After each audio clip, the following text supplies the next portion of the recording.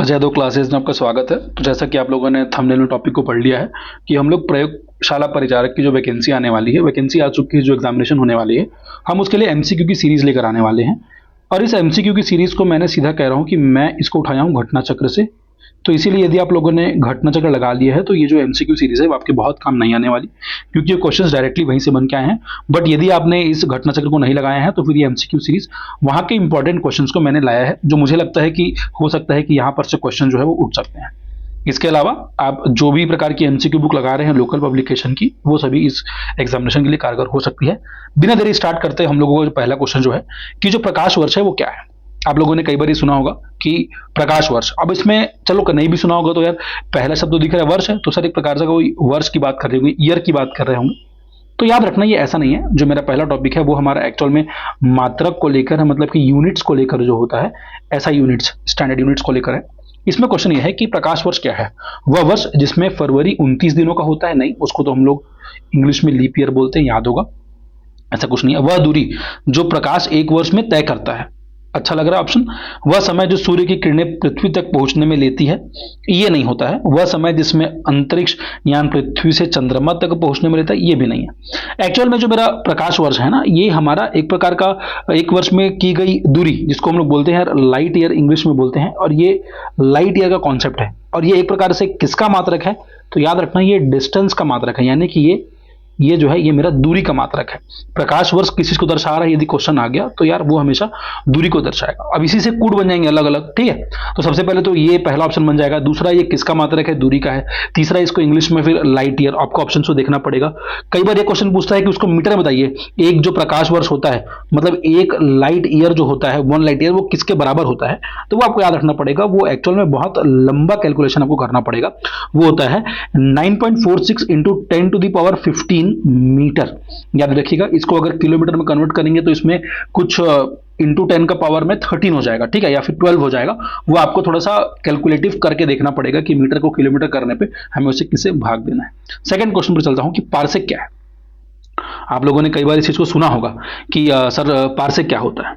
तो मुझे नहीं लग रहा है कि इसके लिए बहुत ज्यादा जानने की जरूरत है। ये एक प्रकार से दूरी का ही एक क्या है, मात्रक है, उसका यूनिट है।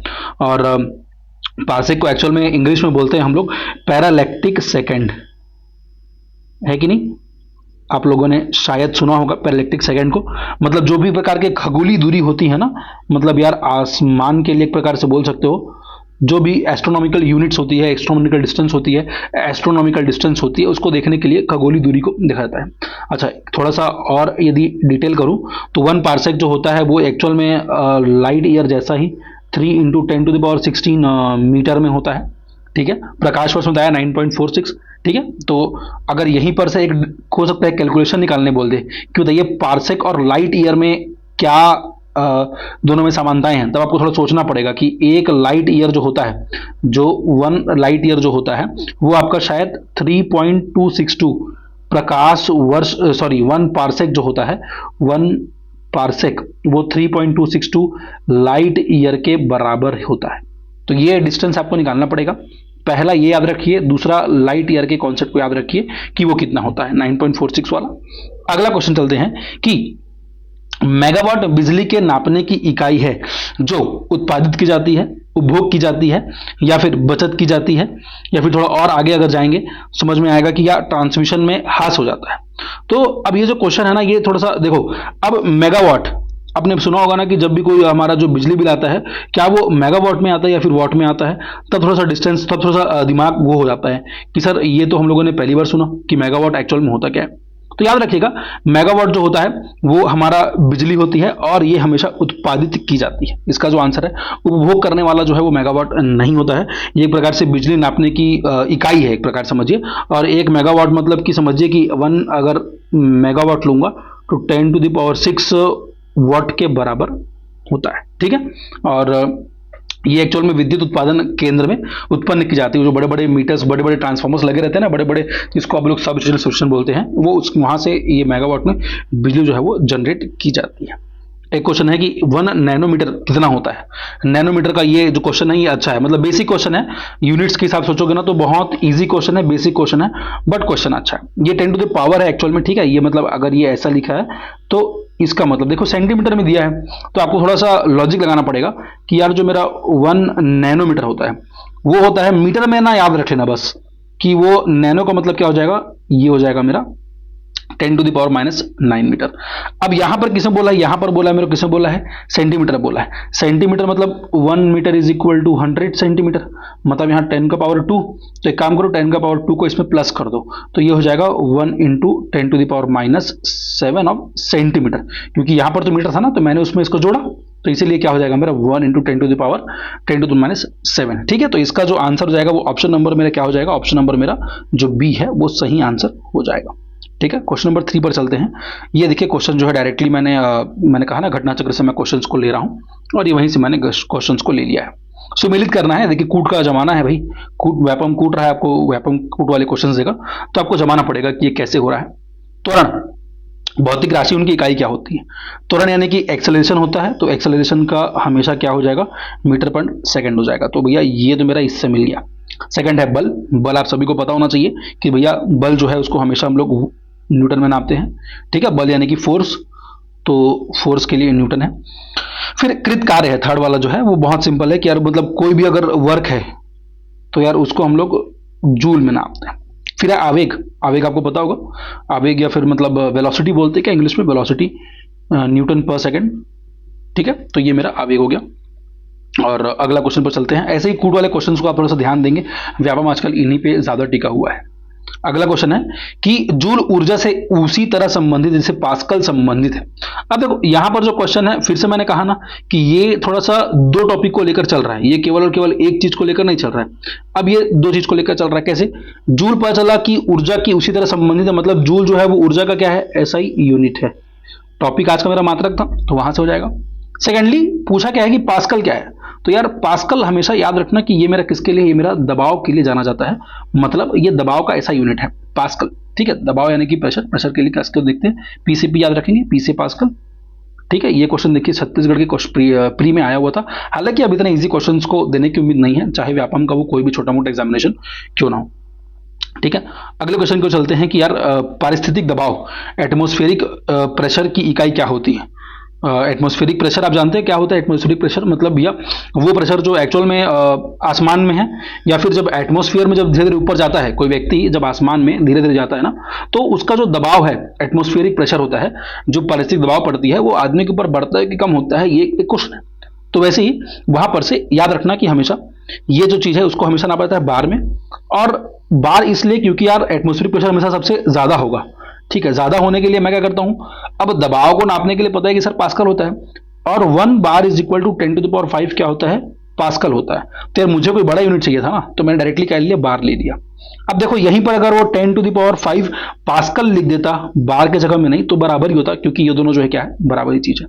तो इसीलिए एटमॉस्फेरिक प्रेशर वाला जो क्वेश्चन है, मैं उम्मीद कर रहा हूं आपको समझ में आया होगा। ठीक है, अब ये मैंने थोड़ा सा बिजली वाला जो आपका क्वेश्चन है ना वहां से ले लिया कि भैया ये बिजली वाला चीज कैसे करता है। विद्युत विभव के संदर्भ में निम्नलिखित कथनों में से कौन सा सही है, यह एक आदिश राशि है, यह एक सादिश राशि है। मतलब आपको जानना है कि सर क्या वो स्केलर क्वांटिटी है या तो वेक्टर क्वांटिटी है। अब समझना पड़ेगा कि सर ये कैसे काम करता है। वैसे जैसे ही विद्युत विभव की बात होगी तो याद रखना कि वो एक प्रकार का मेरा कौन सा, वो मेरा एक आदिश राशि ही है, वो मेरा क्या है, मेरा आदिश राशि है, वो मेरा सादिश राशि नहीं है।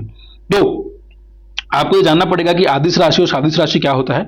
और मुझे लगता है कि आपको पता होगा कि यार सर एक में क्या होता है ना कि केवल और केवल डिस्टेंस को देखा जाता है, या फिर दूरी को दिखाया जाता है, या फिर डिस्प्लेसमेंट को दिखाता है। लेकिन सेकंड वाले में शायद सादिश वाले आपको पता होगा कि वहां पर डायरेक्शन का भी इंपॉर्टेंट ये रोल हो जाता है, यानी कि वो किस क्षेत्र में जा रहा है वो भी इंपॉर्टेंट पड़ जाता है।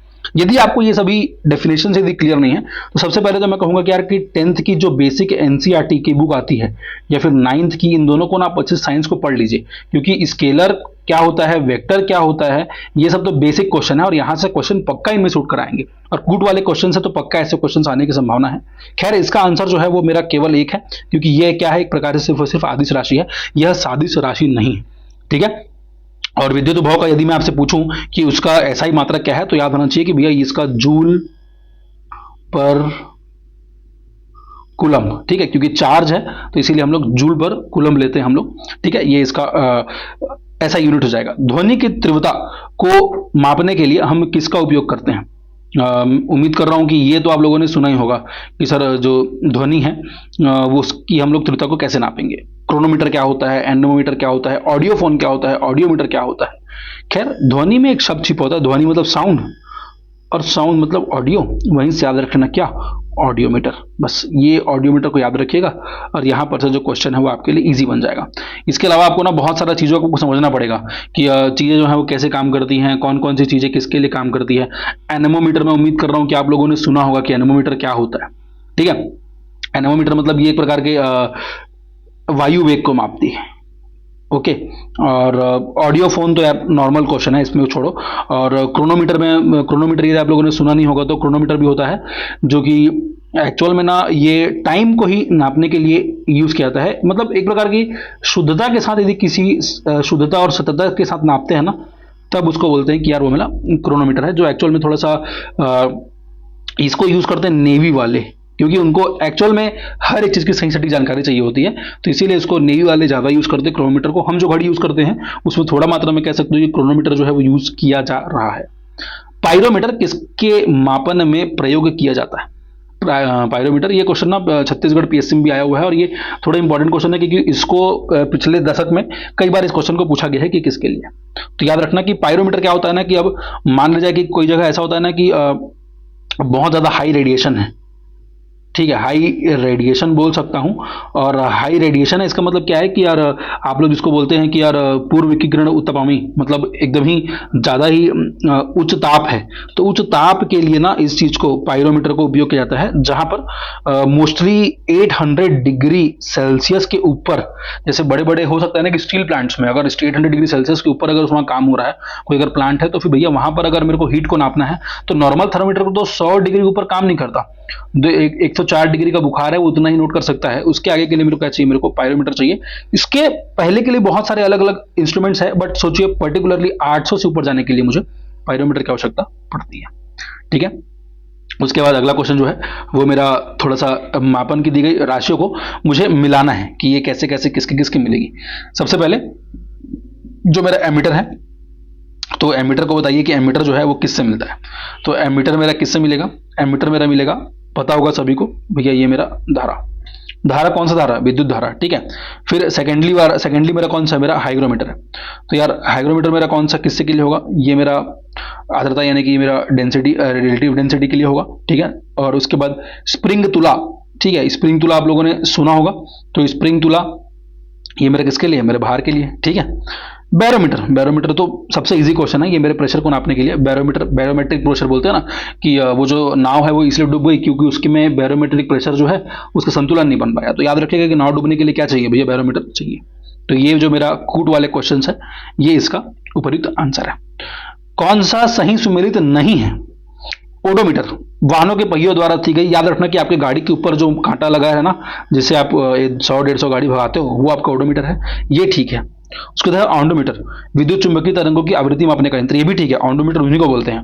फिर उसके बाद ऑडियोमीटर, ये भी ठीक है भाई। ऑडियोमीटर थोड़ी देर पहले हम लोगों ने देखा कि यार वो ध्वनि तीव्रता मापक युक्ति है। एमीटर, क्या जो एमीटर है ये मेरा विद्युत शक्ति मापक यंत्र है। देखो एमीटर जो है ना उसका संबंध विद्युत से है, लेकिन क्या ये विद्युत शक्ति को मापता है? याद रखना कि ये एक प्रकार के धारा के लिए मापन है, धारा मापन के लिए है, ना कि शक्ति मापन के लिए। तो यहां पर एमीटर जो है थोड़ा सा बस घुमाया था क्वेश्चन को, तो इसका जो आंसर है भैया वो एमीटर है, क्योंकि एमीटर धारा को नापने के लिए है, ना कि शक्ति को नापने के लिए। हवा में आर्द्रता को नापने के लिए कौन सा उपकरण प्रयोग में लाया जाता है? अब देखो क्वेश्चन सिंपल सा है, सीधा सा है। अब बात किया उसने किसका, हवा का। तो जैसे ही हवा किया है ना, तो हाइड्रो मतलब याद रखना क्या होता है, जब भी हाइड्रो आता है तो यार वो वाटर को ले लेते हैं वो लोग, किसको, पानी को। हाइग्रो लेंगे हमेशा हवा में, तब लेना हाइग्रो, और यहां पर से इसका जो आंसर है वो मेरा हाइग्रोमीटर हो जाएगा। ठीक है, ये बहुत ज्यादा मतलब टेंशन लेने वाला बात नहीं था। ठीक है, अच्छा स्पेक्ट्रोमीटर जो है तीसरा ऑप्शन है, स्पेक्ट्रोमीटर है। स्पेक्ट्रोमीटर किसके लिए है, तो यार ये एक प्रकार से विद्युत के लिए याद रख सकते हो, एक प्रकार से विद्युत चुंबकीय स्पेक्ट्रम के लिए रहता है, तो इसको याद रखना विद्युत के लिए। उसके बाद फिर यूडियोमीटर जो है, यह तो प्रकार से यार प्रयोगशाला में यूज होता है। ठीक है, तो हालांकि वैकेंसी जो है भैया आपका प्रयोगशाला के लिए है, और ये एक प्रकार के मतलब ना क्या बोलते हैं, गैसेस में जो मिक्सचर, गैस बनता है ना, तो गैस में जो मिक्सचर होता है 2-3 गैस को मिला के, तो उसमें यदि कुछ डिफरेंस आ रहा है उसको चेक करने के लिए यूडोमीटर का उपयोग किया जाता है। ठीक है, आगे चलते हैं फिर हम लोग कि ये नापने वाला चीज़ है कि किससे किस चीज़ का मिलान करना है।